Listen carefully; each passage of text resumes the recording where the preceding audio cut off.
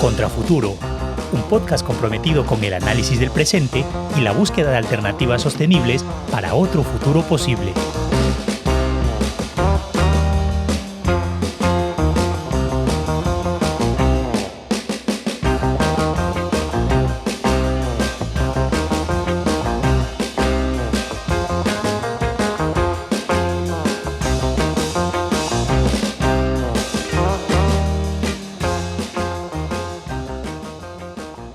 En 2020, mientras el mundo se paralizaba a causa del coronavirus, Canarias era testigo de otra crisis humanitaria, la provocada por la llegada de miles de personas que migraban desde el continente vecino en busca de oportunidades.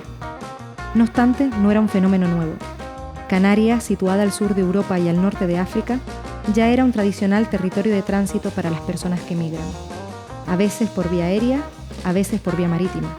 Pero la creciente militarización de otras rutas, como la mediterránea, ha hecho que la ruta canaria o atlántica se convierta en una de las más transitadas, a pesar de ser también una de las más peligrosas y mortíferas del mundo.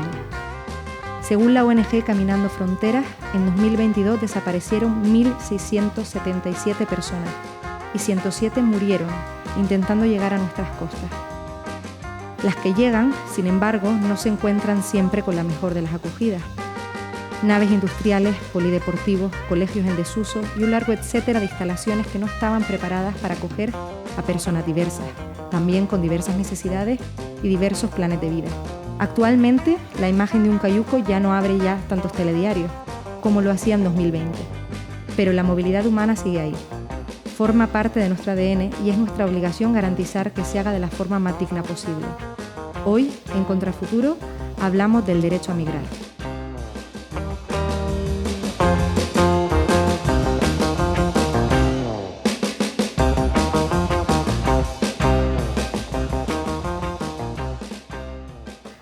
Afortunadamente, ante unas instituciones que no eran del todo eficientes, ante la necesidad de acogida de tantísimas personas, sí que surgieron numerosas iniciativas ciudadanas que dieron asistencia y apoyo a las personas migrantes que lo necesitaban.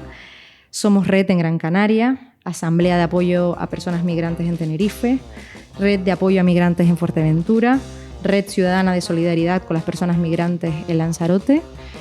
Y precisamente de Lanzarote es de donde viene nuestro invitado de hoy, Redouan Badou.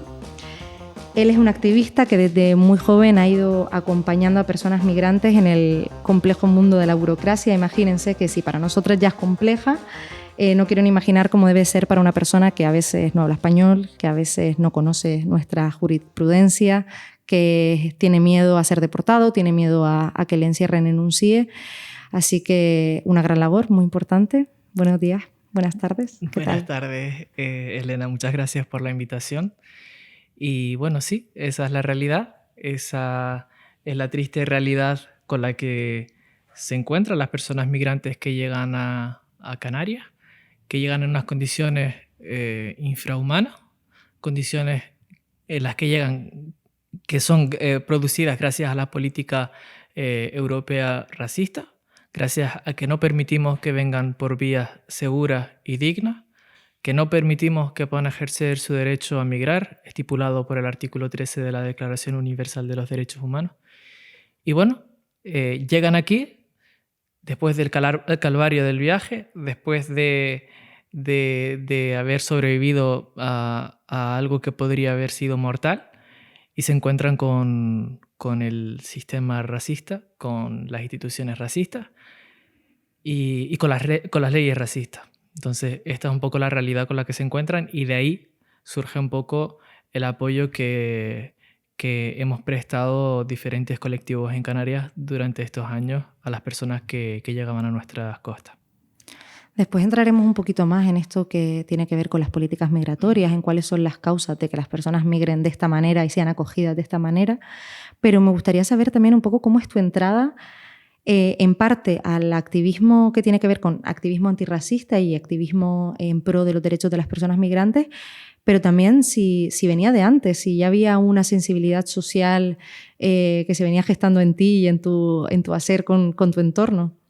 Sí, yo me inicié pues allá como por el 2016 aproximadamente Te comentaba antes donde trabajo actualmente. Como voluntario era un niño y me gustaba Claro, mucho.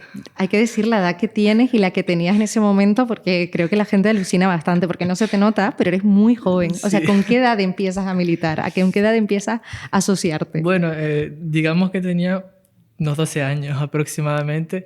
Mientras muchos jugamos a la consola. Bueno, también, ¿no? También lo hacía, pero sí es verdad que me gustaba, me llamaba mucho la atención bueno, poder participar y poder reivindicar lo que yo creía justo y que creía que se debía hacer de tal forma. Entonces, mi realidad es que yo crecí en un barrio, como te contaba, pues aislado en el municipio de Recife, Lanzarote, un barrio que ha estado siempre excluido, que ha estado abandonado por las instituciones y bueno, de ahí un poco, a raíz evidentemente de un empuje que había ahí detrás por parte de las compañeras, pues bueno, me inició y empiezo a reivindicar pues lo que yo creía que debía haber en mi barrio.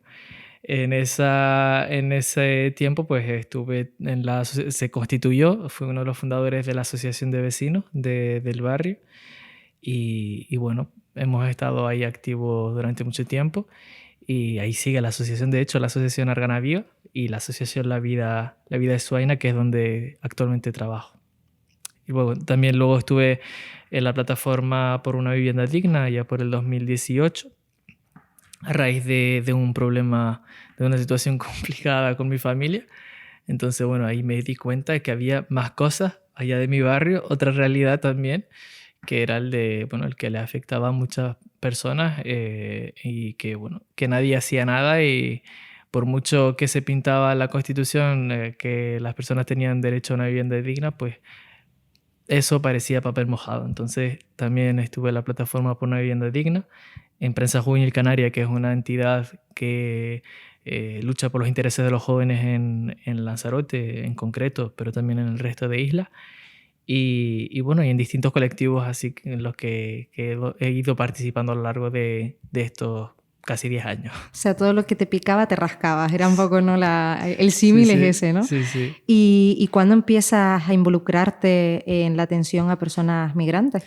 Pues en el 2020, precisamente cuando se inicia el repunte, en un colectivo que ofrecía un asesoramiento para solicitar el ingreso mínimo vital, pues estaba de voluntario y había otra compañera que también estaba de voluntaria.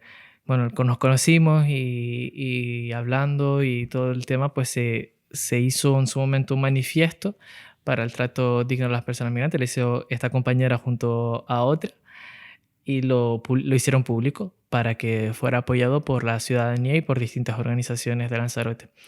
Y bueno, a raíz de este manifiesto, lo que veníamos a pedir en este manifiesto era el hecho de que se creara una red de apoyo a las personas migrantes, porque veíamos que llegaban muchas pateras, muchas embarcaciones a Lanzarote, pero por un lado estaba el discurso racista de la gente, lo que veíamos en los medios de comunicación, y por otro lado nos llamaba mucho la atención la opacidad con la que se estaba gestionando todo el tema.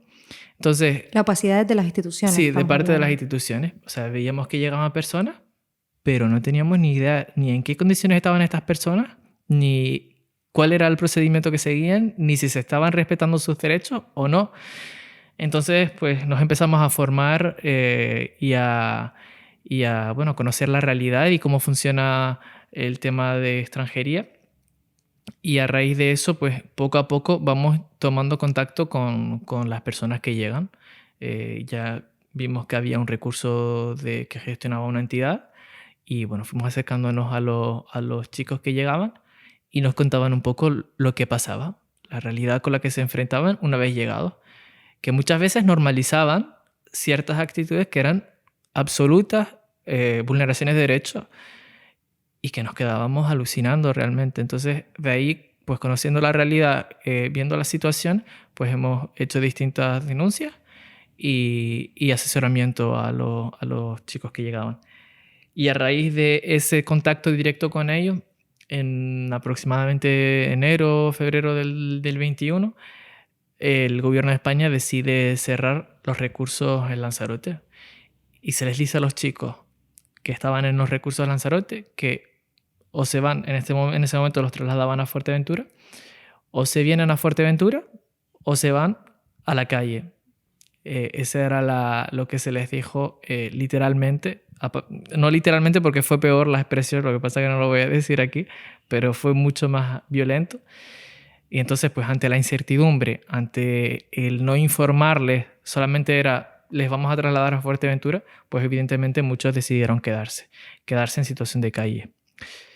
En ese momento estábamos en estado de alarma y se aprovechó por parte del Estado español para limitar la circulación de las personas migrantes. Entonces se juntó el hecho de que haya personas que llegaban y estaban en situación de calle con el no poder salir de la isla. Ello provocó una situación bastante compleja que, bueno, desde la red lo que hemos intentado hacer era paliarlo y sobre todo en ese momento era mucha asistencia a estos chicos. No tenían ni dónde ducharse, ni qué comer, nada. Era absolutamente desolador.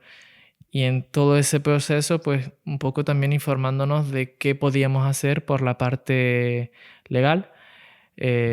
Y bueno, iniciamos con las solicitudes de protección internacional, acompañamiento de personas que querían solicitar protección internacional y bueno, diferentes trámites que nos iban llegando. Esto fue un poco la etapa más inicial de la red. Sí, me gustaría, antes de que siguieses, hacer también una aclaración de que, por lo menos aquí en Gran Canaria, yo no conocía eso de que les habían obligado, por así decirlo, a trasladarse a Fuerteventura, pero aquí en Gran Canaria una cosa que ocurrió, y me consta que también pasó en otras islas, es que incluso las organizaciones a las que el gobierno estaba financiando para que acogieran a estas personas migrantes, se les dio la orden de que si un migrante no pasaba una noche en un centro, no volvía a entrar. Entonces, claro, muchos migrantes salían con la intención de intentar coger un avión para ir a la península, para ir a Francia. Hay que decir que esto es una cosa que ha pasado siempre. Los migrantes, una vez entran en España, estamos en espacio Schengen, se podían mover libremente por espacio Schengen y se utiliza, como bien decías, el estado de alarma para decir no te mueves por espacio Schengen, no puedes ir a otros países a pesar de que tengas familia, a pesar de que tengas vínculo. Muchos migrantes salían por las noches o se pegaban un día entero porque intentaban cruzar y se encontraban con que no podían volver. Entonces estamos hablando también de organizaciones muchas veces humanitarias, que deberían ser organizaciones amigas. Humanitarias, entre comillas. Que les cerraban las puertas a los migrantes. Entonces, sí. La situación de calle de las personas migrantes, lo recuerdo por si hay alguien que en ese momento pues, no se enteró, sobre todo también si nos escucha gente que no sea de Canarias, que a lo mejor no llegó tanto a otras zonas de España.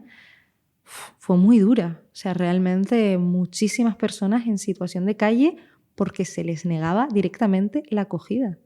Sí, así fue y bueno, esa fue la realidad.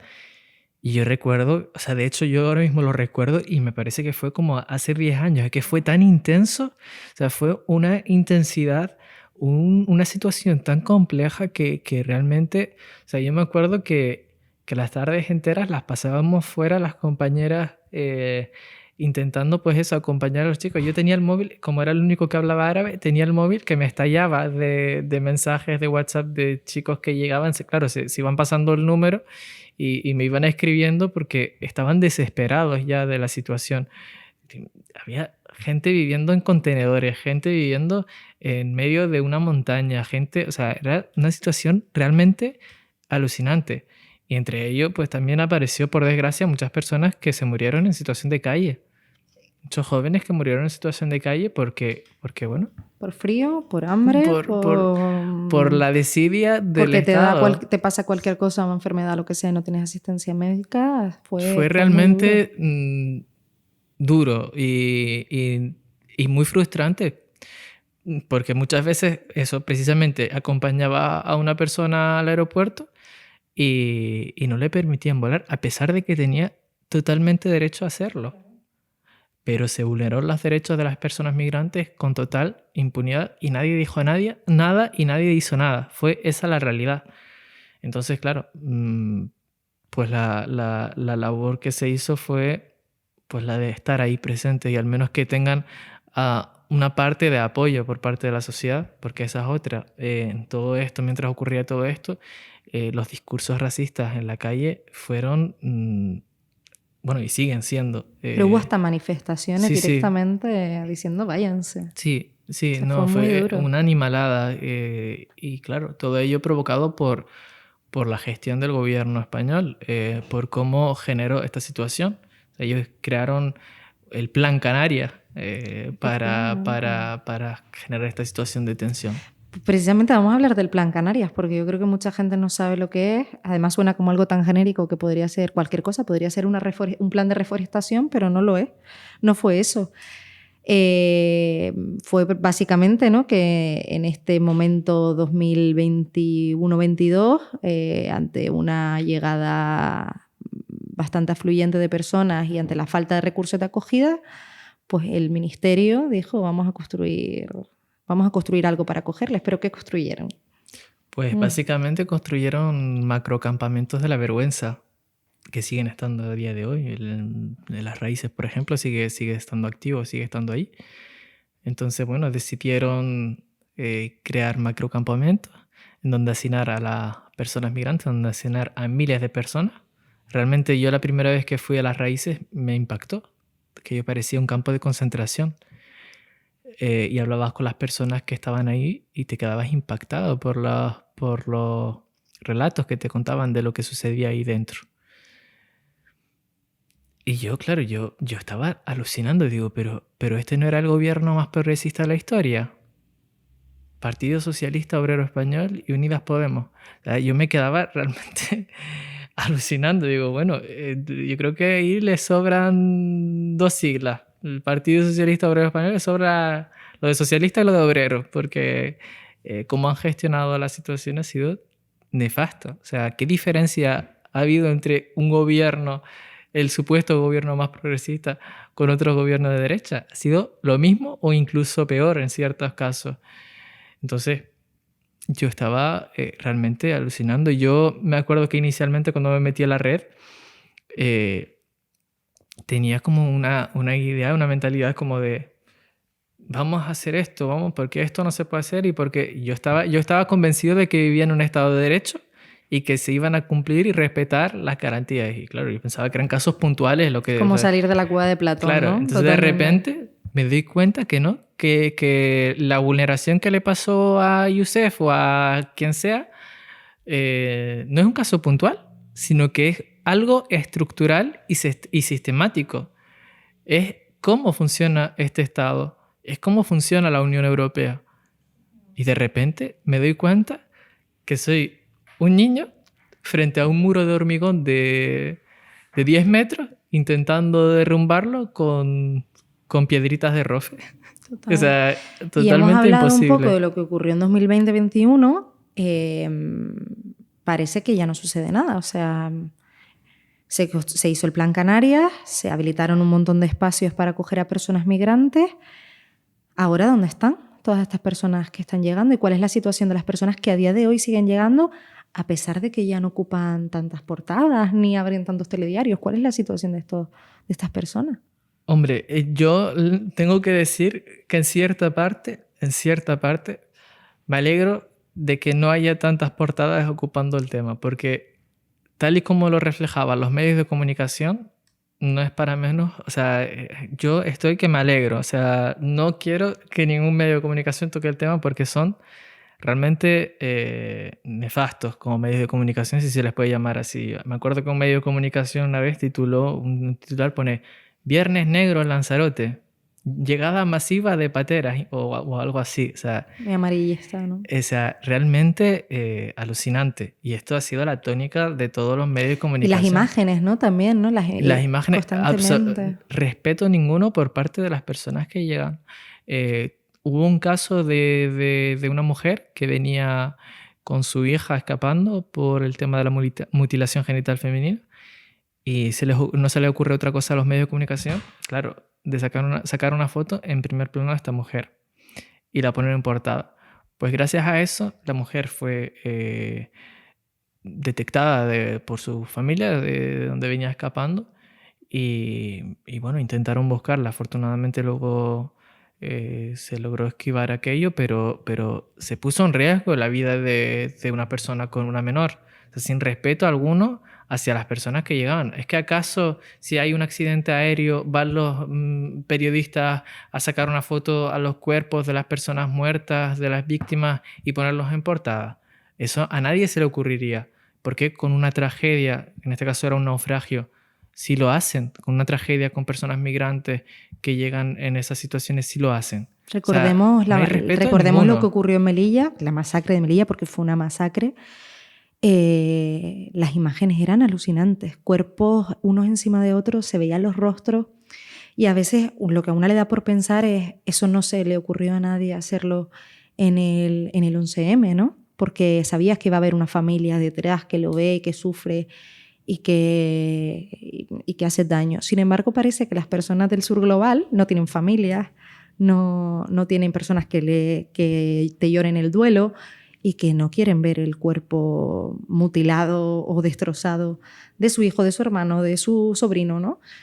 Entonces, ahí también es una reflexión que hay que hacer desde los medios de comunicación y también desde las ONGs, y ahí también en tono el mea culpa de cuidadito con las imágenes que reproducimos de las personas del sur global, sean migrantes o no sean migrantes. Sí, ¿no? totalmente. Cuidadito con las Respeto imágenes. ninguno. O sea, a nadie, es que ya digo, a nadie se le ocurriría ir hacia una persona occidental y sacarle una foto en X condiciones. Sobre todo blanca. O sea, a nadie se le ocurriría. Exacto. En cambio, con una persona llegada del sur global, pues es lo más habitual. Sin permiso alguno, sin pudor alguno, vamos y te sacamos la foto y aparte te ponemos en portada si hace falta. Y eso, sumado, como digo, a los titulares y a cómo enfocaban las noticias, pues era un caldo de racismo aquello, ¿no? Y aparte los digitales, esto me hacía un montón de gracia y de hecho llevo mucho tiempo dándole vueltas a si esto puede llegar a ser denunciable, porque los digitales suelen tener una sección de comentarios, que esa sección de comentarios suele estar moderada.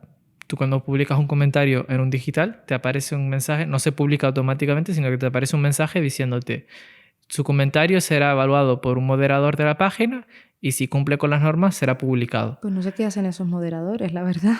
Luego entrabas a una noticia de estas y los comentarios que veías con respecto a las personas migrantes eran todos nazis.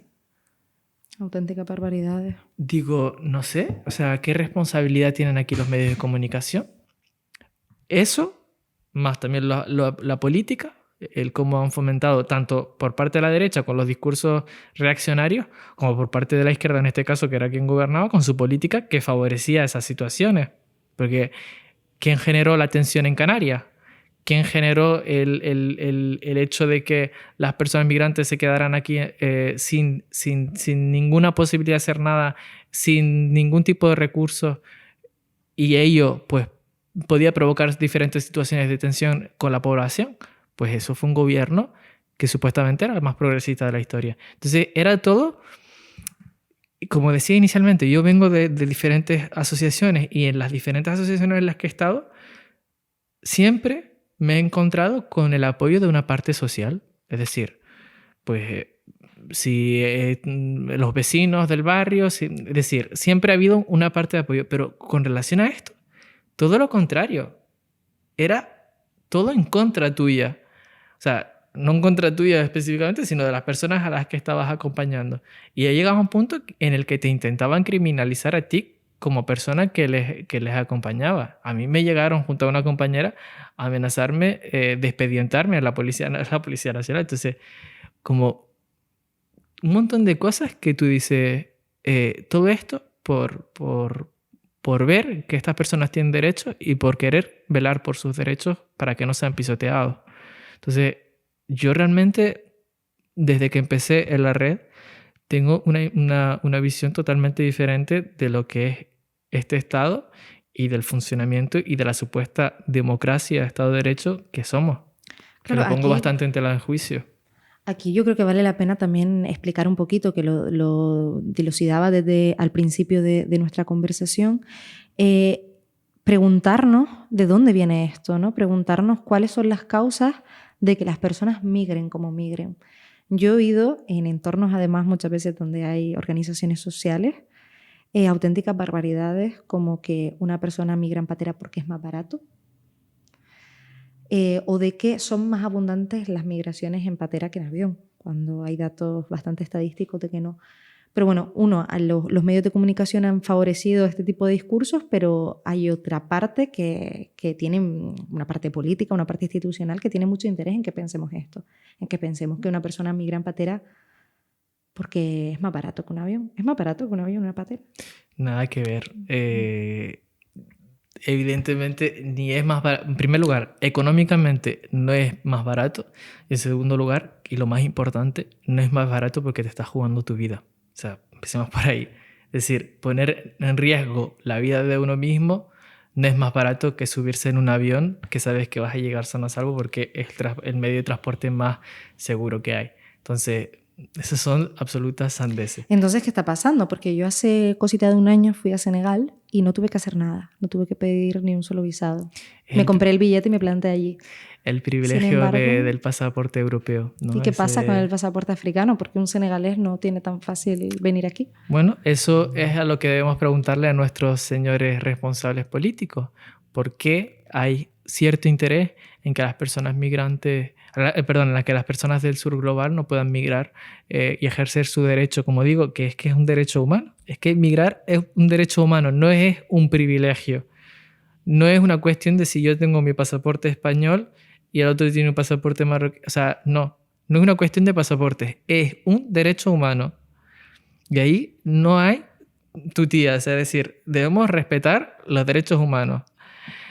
Pero bueno, eso no es, parece ser la prioridad de la Unión Europea, que son muy hipócritas ellos, porque llevan por delante siempre lo de los derechos humanos, sobre todo en ciertos aspectos cuando les interesa, ¿no? Cuando se trata de señalar a países del sur global, de decir que no se respetan los derechos humanos, pero luego aquí somos los primeros en incumplirlos con absoluta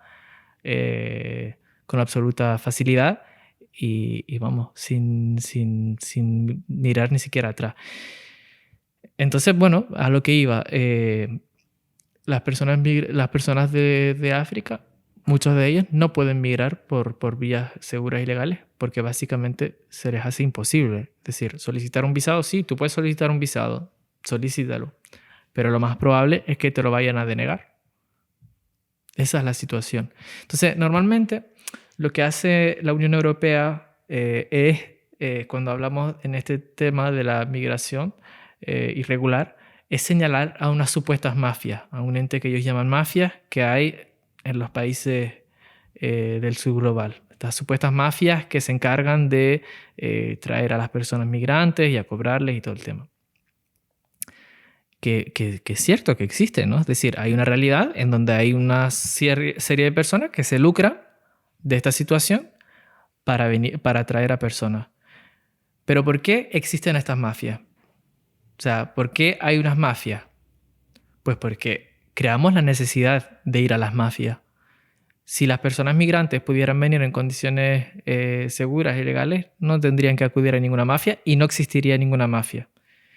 Pero claro, el foco siempre está en lo que interesa.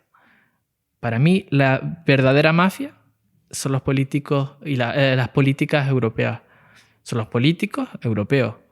Son ellos quienes no permiten que las personas migrantes puedan venir por vías seguras y legales. Y ellos son los que crean estas mafias. Y ellos son los responsables directos de que hayan tantas muertes en el Océano Atlántico.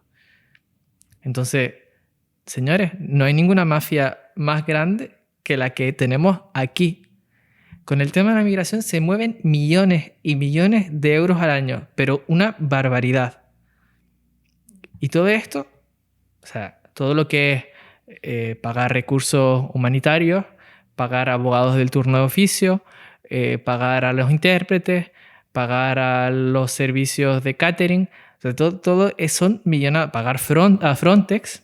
O sea, vamos a decir que es Frontex, porque hay mucha gente que no sabe y cuando estamos diciendo esto es culpa de la Unión Europea, a veces es interesante decir el por qué estamos hablando aquí de la Unión Europea, que no nos estamos inventando, ¿no? La Unión Europea tiene una cosa que se llama el espacio Schengen, que lo hemos hablado antes, ¿no? Que es esta normativa de que nos podamos mover por todo el territorio europeo con nuestro DNI sin tener que usar un pasaporte. Cuando se crea el espacio Schengen, ¿no?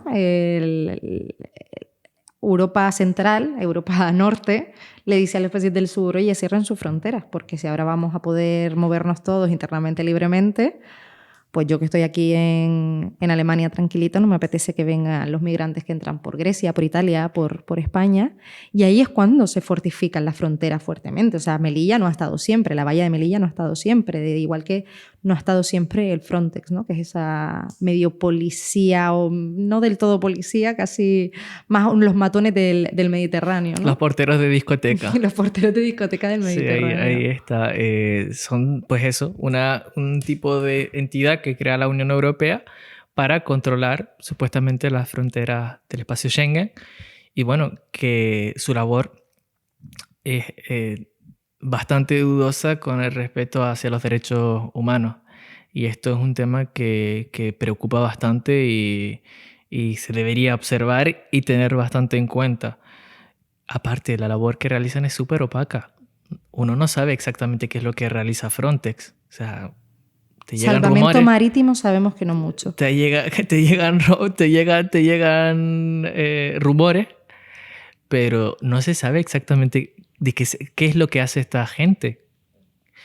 Entonces, a mí realmente me preocupa bastante tener esta entidad que pagamos, que financiamos todos, porque la financio yo, la financias tú y la financia el resto de personas que trabajamos en la Unión Europea, pero no sabemos qué es lo que hace. Ni siquiera se nos consulta si estamos de acuerdo o no con que exista esta supuesta, bueno, estos porteros de discoteca que tenemos marítimos, ¿no? A mí me preocupa bastante la gestión de esta entidad, organización de la Unión Europea, y me preocupa bastante porque, como digo, los relatos que llegan por parte de las personas migrantes son preocupantes, y las entrevistas que realizan cuando llegan también son preocupantes.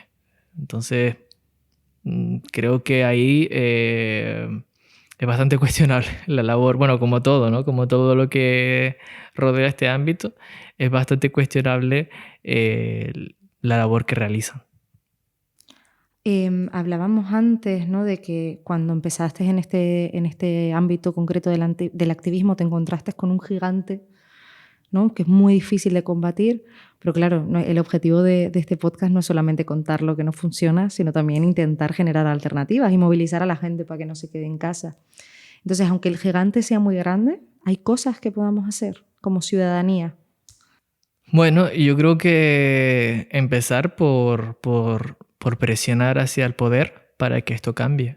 Porque es que ya no solamente por pensar en algo tan básico como digo, por respetar los derechos humanos de las personas que llegan, ¿no? Que sería lo suyo, que la gente piense en que debemos respetar, porque hoy son las personas del sur global, pero mañana podemos ser perfectamente los que estamos aquí. Lo hemos visto además hace poco, ¿no? Exactamente, la historia se repite. Y esto, o sea, quiero decir que no porque hoy día seamos unos privilegiados quiere decir que vayamos a hacerlo siempre. Entonces yo creo que solamente por un poco de empatía deberíamos luchar por ello. Pero si aún así no les convence, si no convence este discurso, creo que solamente por un poco de inteligencia deberíamos saber que vivimos en un estado cada vez más envejecido, con una población cada vez más envejecida, que cada vez va a costar más mantener los servicios públicos y que la tasa de natalidad es muy baja. Entonces, o se hace algo o va a llegar un momento en el que no vamos a poder sostener el sistema público. Entonces, la llegada de personas migrantes en edad de trabajar, que quieren trabajar, pues, entre otras cosas, beneficia a España y a Europa. Entonces, si no les convence la parte más humanitaria, más de respetar los derechos de las personas, pues al menos que piensen en esto. Entonces yo creo que debemos presionar a los poderes para que permitan que las personas migrantes puedan venir por vías legales y seguras, que puedan regularizar su situación una vez llegados aquí, que puedan trabajar y que puedan cotizar como cualquier otra persona. Porque ahí está el tema, o sea, ahí está el tema. En el momento que esto era una cuestión que quería comentar, o sea, el calvario de las personas migrantes no es desde que me subo en la patera y llego vivo de milagro.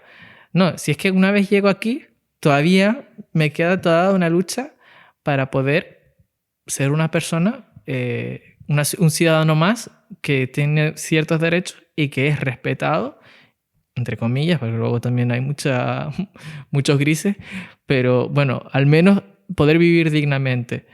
Entonces, hay como muchos intereses. O sea, ¿por qué interesa mantener a una persona que ha llegado hasta aquí 3 años en situación irregular? Exacto. Vamos a decir un poquito, ¿no? A diferenciar. Hemos hablado de la política migratoria mucho, ¿no? Hemos hablado de cómo la política migratoria está muy dictada desde Europa, pero el primo pequeño de la política migratoria es la ley de extranjería. Que la ley de extranjería, como bien acabas de explicar, obliga, no a todos, pero a casi todas las nacionalidades inmigrantes de fuera de Europa, de fuera del espacio Schengen, a estar 3 años aquí de manera irregular. Es además como el migrante de Schrödinger, porque no te dejan trabajar, pero tampoco te dejan irte, porque tienes que estar aquí, tienes que demostrar, llegas, te empadronas para poder demostrar que llevas aquí 3 años, a pesar de que no te han dejado trabajar. O sea, ¿por qué ocurre esto? ¿Cuál es el interés detrás? Yo sinceramente llevo años intentando buscarle una explicación lógica y no la encuentro. Lo llaman arraigo social, es decir, tú tienes que estar durante 3 años. Y esclavitud, porque claro, no, pero ellos, o sea, oficialmente es arraigo social. Entonces, uno parece ser que se arraiga socialmente en una sociedad, pues estando en la clandestinidad. Yo perfectamente, o sea, yo me voy a cualquier lado y para poder arraigarme a esa sociedad debo vivir, parece ser, pues eso, en clandestinidad, sin derechos y bueno, pues eso a consecuencia de eso tengo que vivir explotado. Entonces, ¿cuál es el interés de mantener esto? Yo creo que ahí está un poco la cuestión, porque es que, repito, se mueven millones y millones de euros con esta situación, cuando podrían tener a las personas trabajando, cotizando y manteniendo el sistema público. A mí se me ocurre que el interés no tanto del Estado, sino de ciertos sectores económicos, pues puede ser que la población en situación irregular es muy barata, ¿no?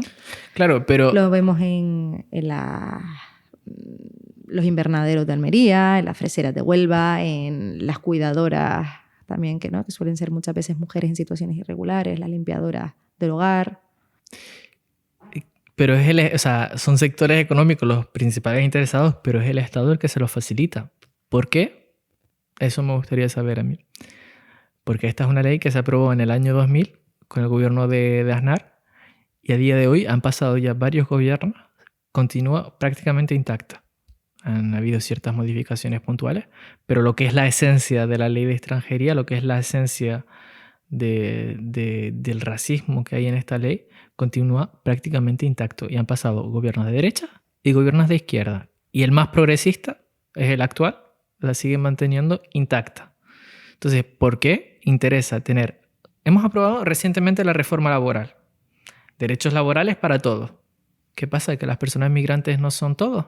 No son personas. No son ciudadanos. No interesa. A ellos no deben verse protegidos por esta reforma laboral. Entonces, estamos como haciendo parches y ocultando lo que es la realidad. Sí, y precisamente volviendo otra vez, ¿no?, a cuáles pueden ser nuestras actuaciones como ciudadanía, el año pasado, creo que fue el año pasado, surgió una iniciativa popular, una iniciativa desde la ciudadanía, en parte española, en parte también conformada por personas migrantes y hijos e hijas de inmigrantes, que lo que proponía era que una regularización masiva, ¿no?, de las personas en situación irregular. Esta ILP regularización ya, que por cierto llevas la camiseta, no sé si se verá en plano. Sí. ¿Qué es la ILP? ¿Cómo surge y cuál ha sido su recorrido hasta ahora, hasta donde estamos en este momento? Sí, las compañeras de regularización ya, que desde aquí les mando un abrazo muy grande, que son unas cracks, se inician allá por el 2020, justo también con el tema de la pandemia y tal, y bueno, empiezan a detectar que las personas que están en situación irregular no tienen acceso a ningún tipo de todo aquello que llamaron escudo social. Las personas migrantes no tenían acceso a ello. Entonces, a raíz de eso, se propone a diferentes grupos parlamentarios presentar una propuesta no de ley en el Congreso de los Diputados para solicitar la regularización de las personas migrantes, más o menos, ¿no? No recuerdo exactamente cuáles fueron los términos, pero algo así. Se presenta la propuesta no de ley en el Congreso de los Diputados por distintos grupos parlamentarios, minoritarios, y los grandes bloques de la derecha, que son Partido Popular, Vox y Partido Socialista, la tiraron abajo. Ellos fueron los que tiraron abajo la propuesta. Entonces, a raíz de aquello, regularización ya continuó en su reivindicación, y en el 2022 pues, vieron la posibilidad de intentar presentar una iniciativa legislativa popular, que eso quería decir que ya no es una propuesta de diferentes grupos políticos, sino que desde el movimiento social se presenta esta iniciativa y se solicita se apruebe. Para presentar una ILP, una iniciativa legislativa popular, se requieren más de 500.000 firmas mínimo de ciudadanos españoles. Es decir, que si una persona tiene permiso de residencia pero no es español, no puede apoyar la iniciativa legislativa popular. Español hay que aclarar desde el punto de vista jurídico, sí, porque claro, también tenemos una jurisdicción que hace que mucha gente que haya nacido aquí en España y sea súper, hiper, mega española, sí, no tengan DNI, el ius sanguinis, ¿no? Que exacto. El derecho de sangre, que arcaico, suena todo aquello. Si tus padres son migrantes, es muy complicado que tú consigas. En mi caso personal, yo estuve hasta los 14 años con nacionalidad marroquí. A pesar de haber nacido y crecido aquí. Yo en Marruecos tengo mi familia, voy de vez en cuando, pero no tengo ningún tipo de vida ahí. Entonces, pero sí es verdad que he estado con esa nacionalidad durante mucho tiempo. Y bueno, lo que decía, las personas con permiso de residencia no pueden apoyar esta, igual que no pueden votar, no pueden apoyar una iniciativa legislativa popular. Pues a pesar de ello, las compañeras de regularización ya consiguieron recoger más de 700.000 firmas. O sea, realmente yo sobrepasaron en 200.000 y el número requerido. O sea, hay una mayoría social en España. Con creces. O sea, fue un apoyo absoluto de la ILP, un éxito por parte de las compañeras. Y vamos, desde aquí ya les digo, me quito el sombrero y las admiro muchísimo por el trabajo que se han pegado, porque ha sido unos meses súper intensos. Yo estaba en Francia en aquella época y recuerdo, estaba en contacto con Vicky y me iba contando. Y de hecho estuve en lo que fue el lanzamiento de la iniciativa en Barcelona y fue me encantó. Y bueno, ahora mismo, en este momento, la iniciativa legislativa popular, una vez recogidas aquellas firmas, se llevó al Congreso de los Diputados y en el Congreso de los Diputados se iniciaban los trámites para que pasara a comisión y que luego pues, se pueda elevar a debate y en su caso llevar la votación y aprobarla si ese es el caso, si así lo consideran los grupos parlamentarios. Pero bueno, con esto de las elecciones pues se paralizó todo y ahora, pues hasta que no haya un nuevo gobierno, hasta que no esté en funcionamiento normal las Cortes, pues supongo que seguirá paralizado. Espero que no haya un plazo de caducidad, porque sería tremendo. Y bueno, desde aquí exijo a los diputados y diputadas que me representan por la provincia de Las Palmas a que voten a favor de la iniciativa, y más siendo de Canarias. O sea, se los exijo a todos los diputados que me representan, porque es una vergüenza que siendo de Canarias vayan a votar en contra sobre todo por parte de ciertos sectores, pero vamos, a todas sus señorías se lo exijo como ciudadano canario y como ciudadano que ha visto de primera mano la realidad migratoria en nuestro territorio. Entonces, creo que ahí hay un tema en el que debe empezar a primar lo que son los derechos humanos. Y la ILP realmente, y esto también lo comentan mucho las compañeras, es una iniciativa bastante limitada, porque una iniciativa legislativa popular no es una ley, no es un rango. Entonces, de alguna forma es un intentar darle un empuje para después iniciar reformas estructurales, que es lo suyo. Pero sí que es una manera interesante de mostrarle a las instituciones que hay una un apoyo, Sí. hay una mayoría social que está a favor de la regularización de Exactamente. personas migrantes, ¿no? Exactamente. Y ese es lo que debe ver el poder. O sea, aquí no queremos que haya personas de primera y personas de segunda. No queremos que haya ciudadanos con privilegios y ciudadanos sin derechos. Eso no es un supuesto Estado de Derecho. Entonces, por mi parte, vamos, o sea, se los exijo a todos que esto debe ser, en primer lugar, votar a favor de la ILP y llevar a cabo esta regularización de las personas migrantes, que hay personas, o sea, ya no solamente se quedan los 3 años, porque es que hay personas que llevan décadas en situación irregular. El otro día veía un artículo de prensa en que hablaban de una señora que llevaba como 30 años en situación irregular. ¿Por qué? Porque no es solamente llevar los 3 años y luego te regularizas, sino que tienes otros requisitos. O sea, es traba tras traba. O sea, tú continuamente estás luchando contra la administración, contra la burocracia y contra el racismo institucional. Y eso es una realidad. Y eso es lo que debe desaparecer, lo que debemos abolir, el racismo institucional. No puede ser que en un Estado se continúe permitiendo estas vulneraciones de derechos, que ya no solamente es hacia las personas migrantes que llegan a nuestras costas, es que nos afecta directamente a los que ya vivimos aquí, a los que hemos nacido aquí. Yo, nacido aquí, como decía antes, tuve 14 años sin poder acceder a la nacionalidad española. ¿Qué puede decir uno? Bueno, pues, ¿qué más te da? Pero es que luego, si yo hubiera sido mayor de edad, si yo actualmente siguiera sin nacionalidad, yo no podría opositar, por ejemplo. O sea, a mí se me está dejando sin poder acceder a ciertas cuestiones. Por eso nos preguntamos muchas veces, ¿por qué voy a un ayuntamiento y no hay personas racializadas que me atiendan? Pues porque tenemos esta normativa. Trabas.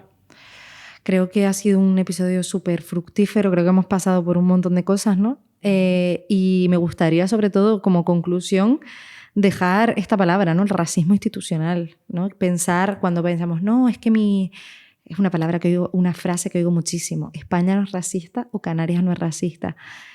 Acuérdense de esto. Aparte del racismo que hay a nivel social, que lo hay y mucho, acordarnos también de esto, ¿no? Con este tipo de leyes, con este tipo de... Mientras haya una valla en Melilla, mientras haya una guardia costera que no deja entrar a ciertas embarcaciones, no podemos decir que no vivimos en un territorio no racista, ¿no? Porque ya antirracista ya se queda muy pequeñito para donde estamos. Muchísimas gracias, Redwan. Yo creo que ha sido súper fructífera y sobre todo gracias a los que han escuchado y que a pelear y a seguir en redes sociales a regularización ya para ver los siguientes pasos y asociarse donde viva cada uno, que busque su organización de apoyo a personas migrantes más cercana para ver de qué manera puede echar una mano, ¿no? Pues sí. La verdad que es muy importante el apoyo social, es muy importante el estar concienciados. Ya digo, no solamente porque uno, que sería lo ideal y sería lo suyo, que logremos empatizar con otras personas de la humanidad, ¿no? En este mundo, sino porque es que si de repente empezamos a permitir que se vulneren los derechos de ciertas personas, pensemos que mañana podemos ser nosotros perfectamente. O sea, aquí es que no se puede permitir que se vulneren así, sin más, los derechos y que nadie diga nada. Entonces sí, les animo a dar ahí caña y agradecer este espacio, este ratito para poder visibilizar esta realidad que muchas veces no se ve, no se conoce y a seguir en la lucha. Con ese mensaje nos quedamos. Muchas gracias.